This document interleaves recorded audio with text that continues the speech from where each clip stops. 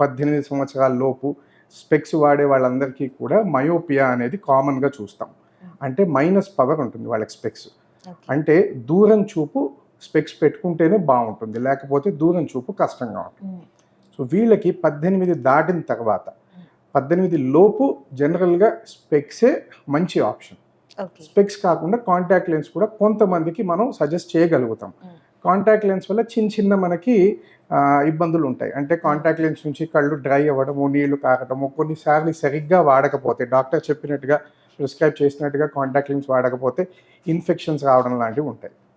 దాంట్లో ఉన్న అడ్వాంటేజ్ ఏంటి అంటే, ఒకటి కాస్మెటిక్. స్పెక్స్ ఇష్టం లేని వాళ్ళకి అది చాలా మంచి ఆల్టర్నేటివ్. మైనస్ పాయింట్ ఏంటి అంటే, కరెక్ట్గా ఖచ్చితంగా అది హెల్తీగా హైజీనిక్గా వాడుకోవాలి, లేదు అంటే చాలా ఇబ్బంది కూడా పెడుతుంది. ఈ రెండు కాకుండా 18 పైబడ్డ వాళ్ళల్లో మనం లేజర్ చికిత్స కూడా చేయగలుగుతాం. దీన్ని లేసిక్ అంటాం. సో ఈ లేసిక్తో పాటు ఇవాళ రేపు చాలా టెక్నాలజీస్ వచ్చాయి. స్మైల్, సిల్క్, పిఆర్కే, ఐసిఎల్, ఇట్లా కనీసం 5-6 వెరైటీస్ ఆఫ్ సర్జరీస్ ఉన్నాయి.